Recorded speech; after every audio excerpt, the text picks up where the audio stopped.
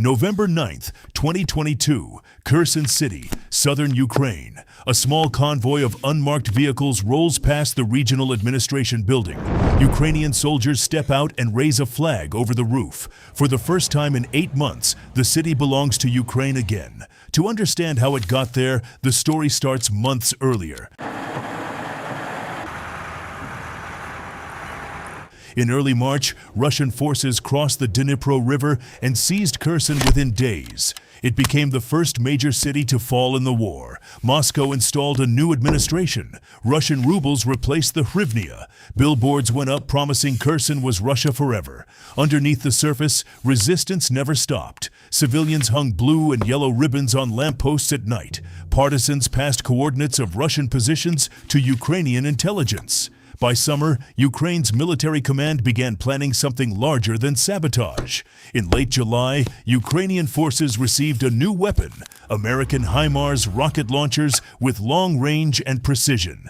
Because of this, Ukraine could now strike bridges Russia depended on. On July 27th, the first HIMARS strikes hit the Antonivsky Bridge, the main crossing over the Dnipro. Within weeks, 3 bridges connecting Kherson to Russian-held territory were damaged or destroyed. Russian supply convoys were forced onto ferries and pontoon crossings, which were slower and easier to target.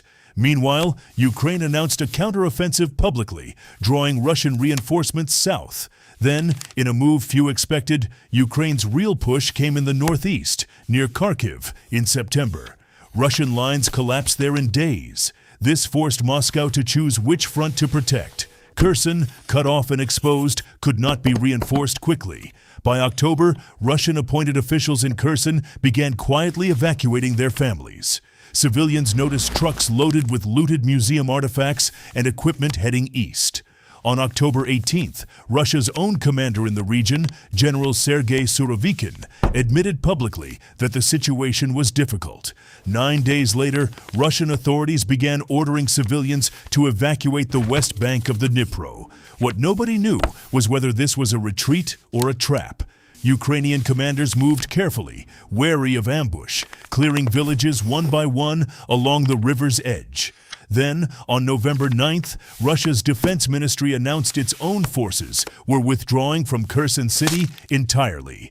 Within 2 days, Ukrainian troops entered the city center. Residents ran into the streets, waving flags they had hidden for months. Some had kept them folded inside mattresses since March. Soldiers found booby traps and mines left behind in homes and public buildings. Engineers worked through the following weeks, clearing them one room at a time. The retreat gave Russia a shorter, more defensible line along the eastern bank of the Dnipro. It also gave Ukraine its first regional capital back since the invasion began. For the people of Kherson, liberation did not end the war. The city sat exposed to shelling from across the river for months afterward. Electricity and water remained unreliable through the winter. Even so, the flag over the administration building stayed up. The bridge that once carried Russian convoys into the city still lies broken across the Dnipro.